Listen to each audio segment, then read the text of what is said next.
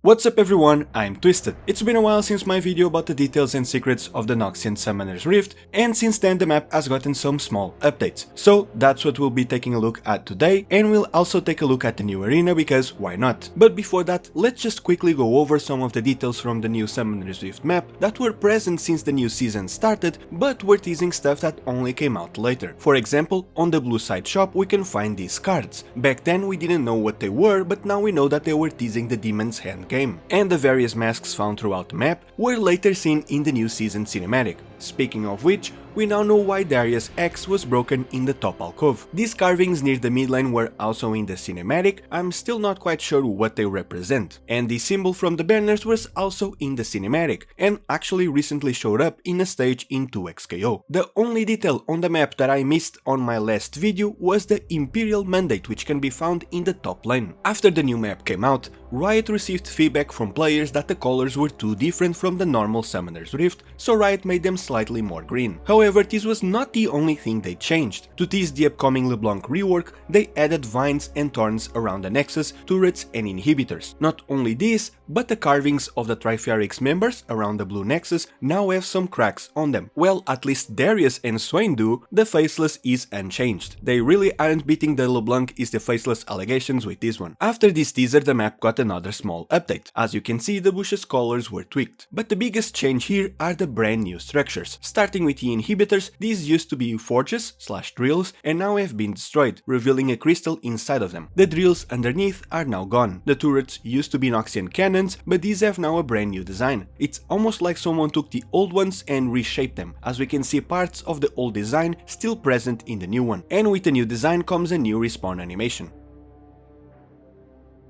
The Nexus are now roses made out of metal with chains around them. I'm a big fan of this new design. Now, while these were all the major changes to the map, there is still one more thing to point out. The red shop got a small update. The devs added some black roses, which were already used throughout the map before. Behind the shopkeeper there's now a sword and a staff, as well as a pair of shoes. These are brand new and not used anywhere else, but I'm very confident that these aren't teasing anything and that they should have been here from the start. And I say this because these match the locations of the Rell's Crystal Scepter, the sword and the Ionian Boots of Lucidity from the normal Summoner's Rift. All the items from the normal map were given an Noxian aesthetic, so this isn't anything new, hence why I think the devs probably just missed them and added them later. Also, the VFX from the old map are still here for some reason. And to finish on the Summoner's Rift, I am still not sure what this symbol on the top alcove represents. Now let's take a look at the new arena map because it also got a nice update. First, it received two new areas. One of them is the area where players vote on the guests of honor, and the other is this new combat arena with destructible pillars. Both are inspired by the Noxian Reckoner arenas. The old combat arenas remain the same except the koi pond, which got a very noticeable update. The biggest addition to the mode are these Noxian stands that are now all around the arenas and the shop area. This is the same exact model for every area, just some stands with a crowd and a big door at the center. Yes, even the one in the shop area is the same. The big door is just hidden behind these trees.